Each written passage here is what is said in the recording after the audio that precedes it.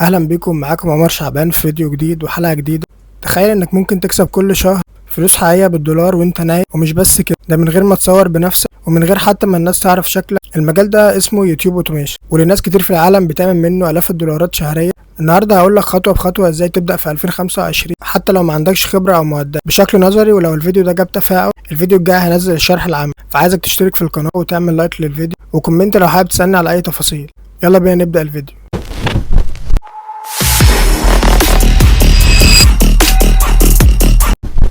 اليوتيوب اوتوميشن ببساطه هو انك بتعمل قناه كامله بالذكاء الاصطناعي. يعني الذكاء الاصطناعي هو اللي بيعمل الفيديو كامل من سكريبت، من صوت، من صور وفيديوهات جاهزه. وللعلم هي الفكره دي موجوده من سنين، لكن الجديد ان الذكاء الاصطناعي خلاها اسهل واسرع بكتير. تعالوا بقى نتكلم، هل الموضوع فعلا مربح ولا لا؟ خليني اقول لك امثله حقيقيه. في قناه بتحكي قصص رعب بتجيب اكتر من 10 مليون مشاهده في الشهر، وفي قناه تانية بتحكي حقائق غريبه ارباحها بتعدي 5000 دولار شهريا، وده كله طبعا من غير ما يظهروا ولا يسجلوا بصوتهم. يعني الموضوع مش هزار، ولو بدأت صح ممكن تحقق أول 100 دولار أسرع مما تتخيل. تعالوا بقى نقسم الموضوع لخمس خطوات. أول حاجة إنك تختار نيش صح. النيش ده هو نوع المحتوى اللي أنت هتقدمه، يعني تختار مجال الطلب عليه عالي، قصص رعب، قصص غامضة، حياة ومعلومات، أو تعمل حتى الكرتون المنتشر دلوقتي اللي هو بتاع الحيوانات. المجالات دي بتجيب مشاهدات عالية جدا. تعالوا بقى نقول الأدوات اللي هتساعدك في صناعة المحتوى. أول حاجة شات جي بي تي. شات جي بي تي هو هيكتب لك السكريبت كامل، وكمان بيعمل لك وصف مشاهد للفيديو، وبيساعدك كمان في عنوان الفيديو والهاشتاجات والكلمات المفتاحية علشان فيديوهاتك تظهر في محركات البحث. تاني حاجة واللي انا بستخدمه شخصيا هو جوجل جيميني. جوجل جيميني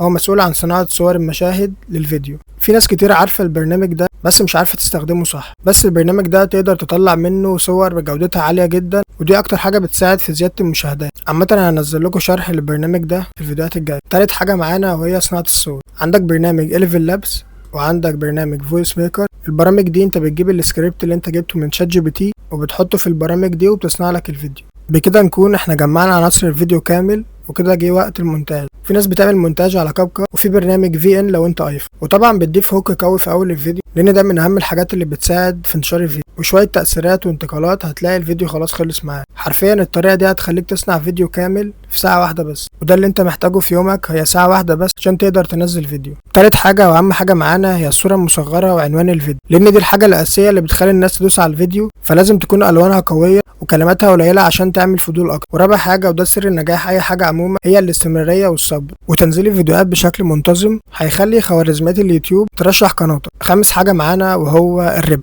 اول فلوس هتجيلك من الاعلانات، وبعدها تدخل الافيليت ماركتنج والرعايات لما قناتك تكبر. فاوعى تقول ان الموضوع صعب، انا نفسي بدات من الصفر وناس كتير بدات بنفس الطريقه ونجحت. ما تنساش بقى اللايك والاشتراك، لان الفيديوهات اللي هنزلها الفتره الجايه هتغير حياتك، هشرح كل حاجه بشكل عملي. اكتب لي بقى في التعليقات تجربتك مع اليوتيوب اوتوميشن وايه المشاكل اللي بتواجهك عشان اقدر اساعدك. استعد للفيديو الجاي، هنزل شرح عملي للمجال ده اللي هيخلي قناتك تعمل الاف المشاهدات من اول شهر بس. اشوفكم في فيديو جديد، سلام.